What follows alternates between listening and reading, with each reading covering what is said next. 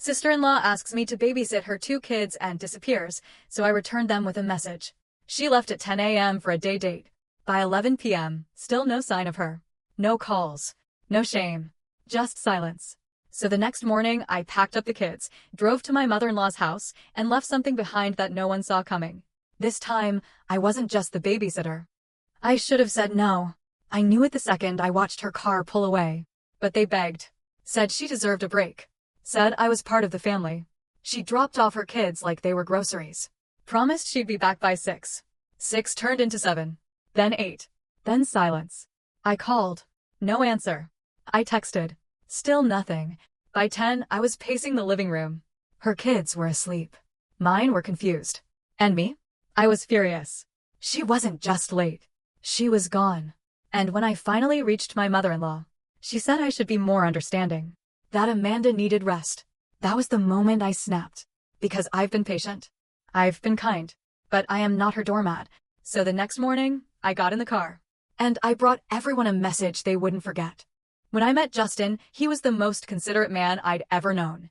He opened doors, took my kids out for ice cream like they were his own, made dinner when I worked late.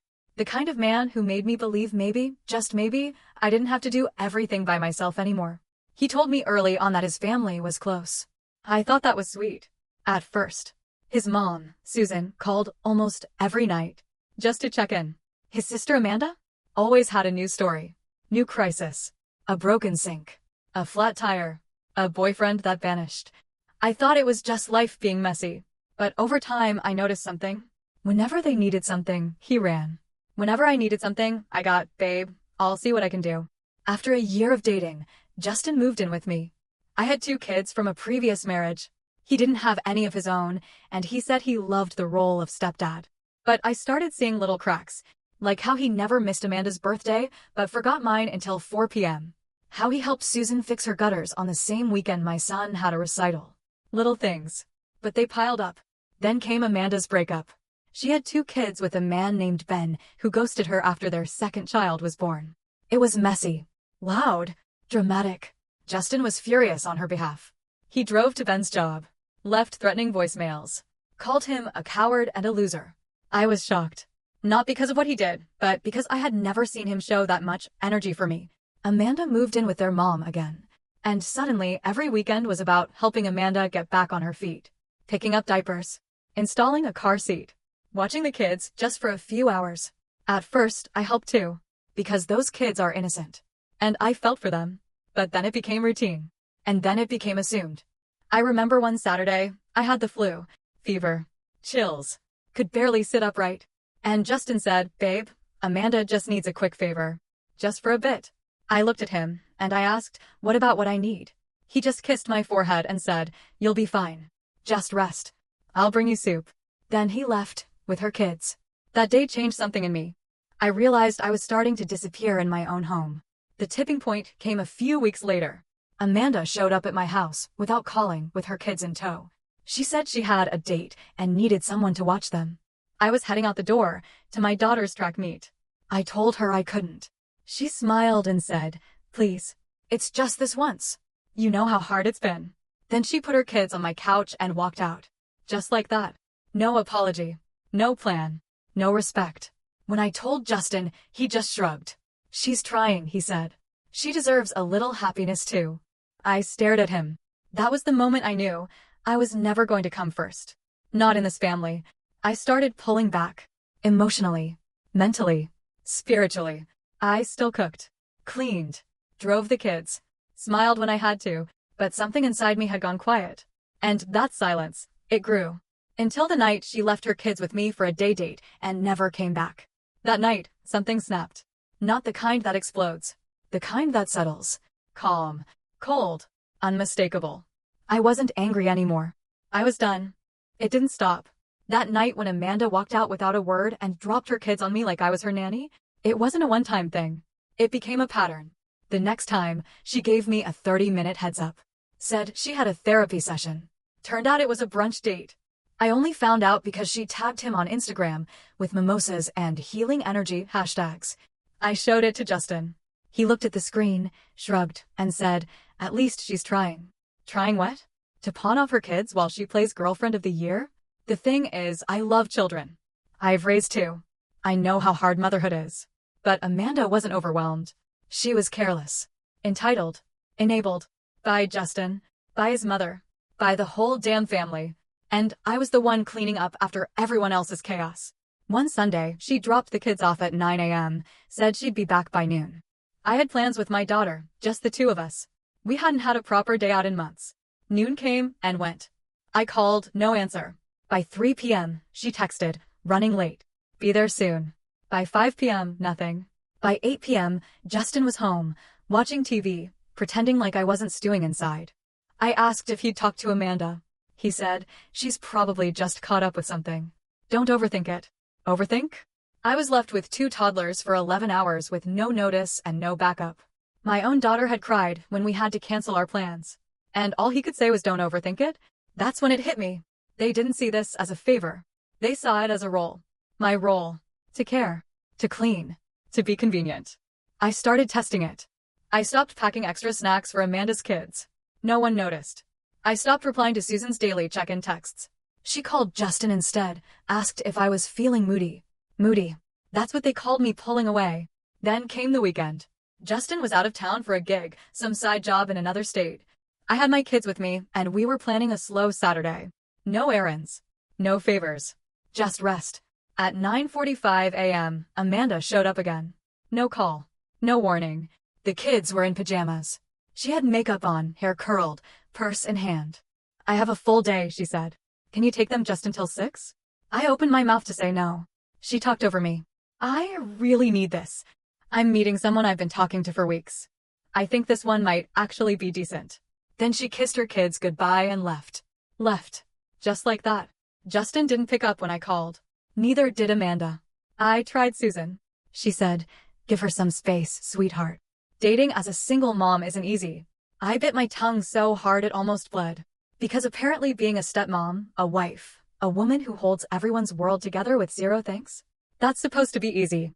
That night, while those kids slept soundly in the guest room, I sat on the couch in the dark. And I made a decision. That night, I couldn't sleep. Not because the kids were fussy. They weren't. Not because I was overwhelmed. I wasn't anymore. I was numb. Cold. Detached. I needed answers. Not comfort. Not excuses. Just the truth. So I did something I hadn't done in years. I opened Justin's old email. Not to snoop. To remember. I was looking for our first photo together. Something to remind me why I ever said yes to all this. But what I found wasn't a photo. It was a thread. Labeled, Amanda 2018. 5 years ago. Before I knew him. Curious, I clicked. And what stared back at me was a chain of messages between Justin and his ex-wife. She was asking, begging him to stop enabling Amanda. She said Amanda had shown up unannounced to their house. Left her kids without warning. Twice. Sound familiar? She wrote, your sister needs boundaries. And I need a husband who sees me. That line hit like a slap. His reply? It's just how Amanda is. You're overreacting. My hands went cold. I scrolled further. More of the same. Arguments. Apologies. Justifications. And finally, divorce. Justin never told me why his first marriage ended. Just said they grew apart. No, they didn't grow apart. She got tired. Tired of babysitting grown adults while being told she was the problem. I closed the laptop and sat there. Frozen. Because I wasn't just being used. I was next in line. The pattern wasn't new. It was practiced. And the worst part? Justin knew. He'd been here before. He chose to bring that same chaos into a new relationship. Into my home. Into my kids' lives. And I realized he wasn't just complicit. He was trained. This wasn't about Amanda's selfishness. This was about a family that rewarded dysfunction. And punished women who refused to carry it. I wasn't angry. Not yet. But I was done pretending I didn't see it. The next morning, I made pancakes. Strawberry ones, the kind Amanda's kids loved. I let them pour their own syrup, and we all ate in our pajamas. I wasn't angry. I was focused. It's funny how clarity can look like calm. I cleaned the kitchen, did a load of laundry, read a book to the toddler twice, smiled, nodded, played the role. But something in me had shifted. And when Amanda still hadn't shown up by 10, I didn't call. I knew where this was going. Instead, I packed their overnight bag. Diapers. A bottle. 2 changes of clothes. I even included their little stuffed animals, both of them, tucked neatly inside, like this was any other day. Then I opened my laptop and printed a copy of that email thread. All of it. I highlighted the line, "Your sister needs boundaries. And I need a husband who sees me." Then I folded the paper and slid it inside the side pocket of the diaper bag. Not for Amanda. Not for Susan. For Justin. He needed to read that from someone other than me. By noon, I had the kids dressed and in the car. My own kids were spending the day with their dad, so it was just me and 2 little people who had no idea what they'd been caught in the middle of. They sang along to the radio. I drove in silence. Susan's house was 30 minutes away. Her car was in the driveway. I parked, walked up the front steps, and rang the bell. She opened the door with a smile that dropped the second she saw me. "Oh, Rachel. I didn't know you were." I handed her the diaper bag. "They're here for the rest of the day," I said. She blinked. "Amanda didn't?" "No," I cut her off. "She's still MIA. And I've got things to do." Susan stepped aside as the kids ran in, laughing. No idea what any of this meant. "Wait, are you?" "I'm not their sitter," I said, flat. "You raised Amanda. You deal with the result." She opened her mouth, closed it again. "Smart." As I turned to leave, I paused. "And Susan?" I said without looking back. "Check the side pocket." Then I walked off her porch and didn't look back. My phone rang 10 minutes later. "Justin." I let it go to voicemail. Then he texted. "What's going on?" "Mom's freaking out." "You just left?" "What's this email she's talking about? Can we talk, please?" No. We could not. Because I was done talking. I was done repeating myself to people who never listened the first time. Instead, I spent the afternoon getting my oil changed, taking a long walk by the lake, and buying myself a new book. Quiet things. Simple things. The kinds of things you do when you finally choose your own peace. That night, Amanda texted. "Hey, I know I'm super late. Just got home. Everything okay?" I didn't answer. Then she tried calling. I hit decline. A few minutes later, Susan sent a group message. "Girls, we really need to talk. This isn't how family handles things." That made me laugh out loud. Because for years, they defined family as whatever Amanda needed, no matter who it hurt. And when someone finally said enough, suddenly it was wrong. No. What wasn't okay was expecting me to carry everyone else's mess like it was my job. I wasn't their fixer. I wasn't their buffer. And I wasn't their babysitter. I was Rachel, a woman who'd given enough. And who was finally done. Justin came home Sunday afternoon. I heard the car pull in, the door slam, his rushed footsteps up the porch like some hero arriving at the last minute. Too late. I was folding laundry on the couch when he walked in. His face was tight. Accusatory. Like I was the one who'd broken something. "What the hell happened yesterday?" he asked. I didn't even look up. "You'll have to be more specific." He threw his hands in the air. "My mom said you just dropped the kids off. No heads up. You didn't even call Amanda." "Nope," I said. "I didn't." He blinked, confused. "So, why?" I turned to him. Calm. Steady. "Because I'm not a babysitter, Justin. I'm your wife." He opened his mouth, but I kept going. "I'm not Amanda's backup plan. I'm not your mother's emotional sponge. I'm not here to make everyone else's life easier while mine burns out." He ran a hand over his face. "Okay, but you could have at least given someone a heads up. Like Amanda does?" I snapped. "You mean like the 5 times she dropped off her kids with 0 warning while you were conveniently unavailable?" He was silent. I grabbed the folder from the side table, the one with the printed email thread. I tossed it onto the coffee table. I wasn't snooping. I was remembering. And I found that instead. He stared at it. Didn't open it. "You knew," I said. "You knew she did this to your ex-wife. And you let her do it to me." "It's not the same," he muttered. "It's exactly the same," I said coldly. "Except this time, you're not going to get to pretend you didn't see it." He tried to reach for me, softening his voice. "Rach, you're taking this too far. She's family." "No," I said, stepping back. "Family doesn't dump their mess on you and call it love. Family doesn't watch you fall apart and hand you someone else's baggage." His expression cracked then. Just a flicker. I walked past him, into the kitchen, grabbed my purse, and pulled out a small envelope. He looked down at it. "What's this?" "A copy of the rental agreement. Starting next month, I won't be living here. You and Amanda's kids can sort yourselves out." His mouth opened, closed. I didn't wait for a reply. "I gave everything to this home, to you. But I'm done giving to people who only know how to take." He tried again. "Rachel, don't do this. We can fix this." I turned back, One last time. You had years to fix it, Justin. You just never thought I'd leave. And then I did. I walked out the door, left the laundry half folded, the confrontation half finished, because I didn't need it to be loud. I just needed it to be final. I didn't hear from Justin for 2 weeks. Not a call. Not a knock. Not even a passive-aggressive text. At first, the silence felt like a void. Then it started to feel like peace. I moved in with a friend across town. She had a guest room, 2 dogs, and an understanding of what it means to be tired down to your bones. The kids adjusted faster than I expected. My daughter said, "It feels lighter here." She was right. But the silence didn't last. 3 weeks after I left, Susan called. I let it go to voicemail. Then she texted. I didn't realize things had gotten so bad. You blindsided us. Blindsided? I'd been drowning in plain sight. They just never looked down. I didn't respond. A few days later, I heard through a mutual friend that Amanda had lost her job. Something about too many missed shifts, too many calls she didn't return.